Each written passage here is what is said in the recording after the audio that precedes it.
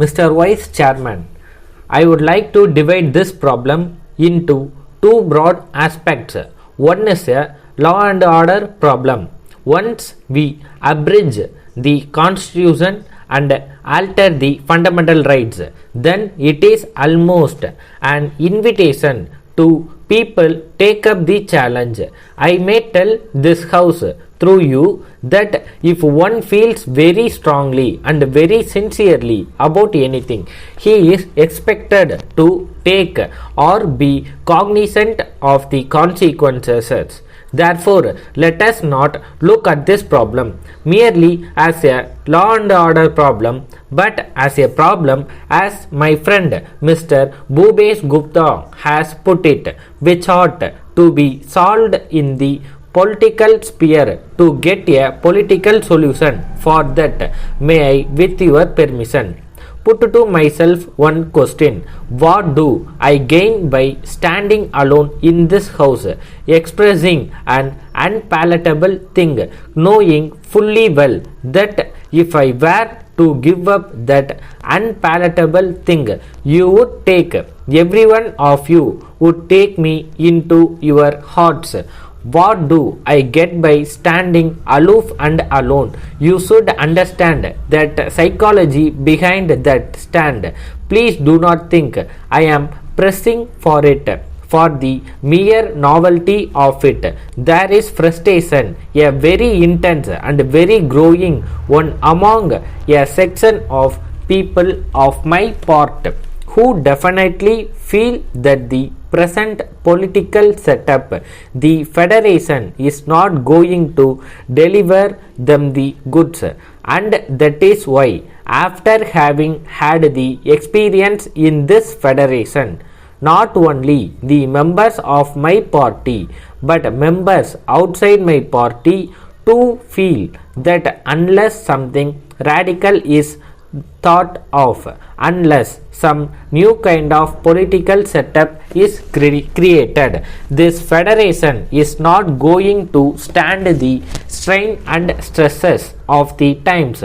Of course, the minister was kind enough to state that even without this amendment, the constitution is very clear that the talk about separation is repugnant to the constitution. I may point out that juries are divided on that point, and I quote the opinion of one jurist of this august house. I am quoting Mr. Chapru. He has written a very persuasive, a very lucid article, not for separation but against separation, is one of our English dailies, wherein he has said about the preamble to our constitution, and has said that it is a sovereign republic, since our constitution is not rigid, since amendments are allowed, since our constitution is purposely made to be flexible.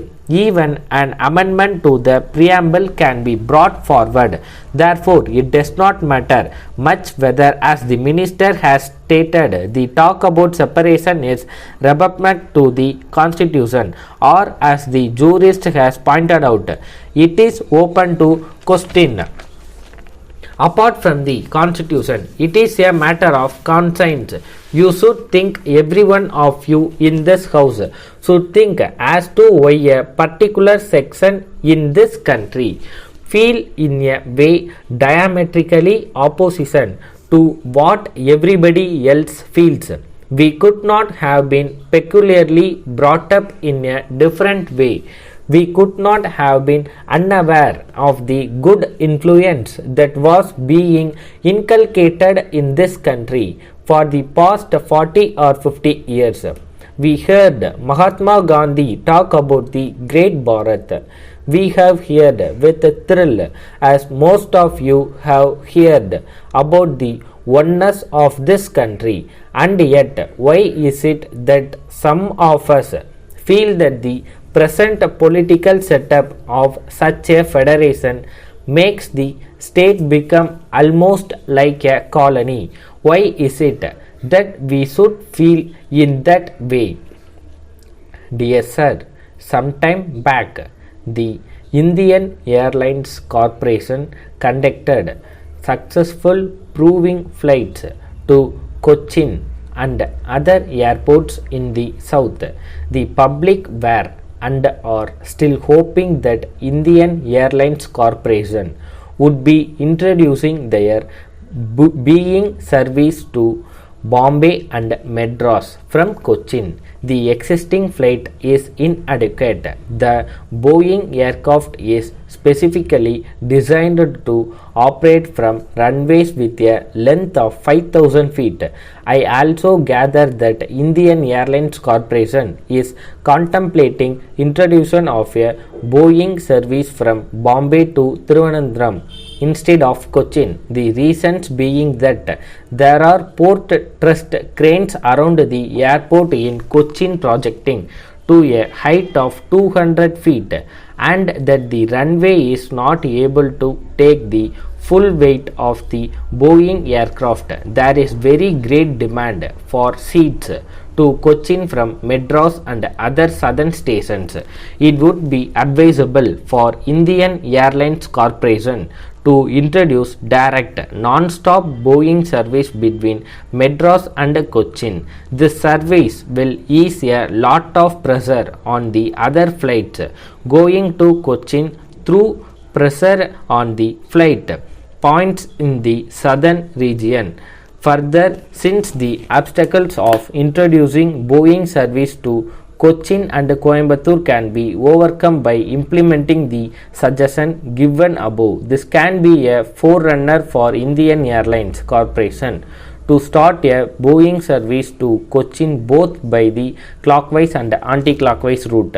I would very much like you to kindly consider my above suggestion. With kind regard.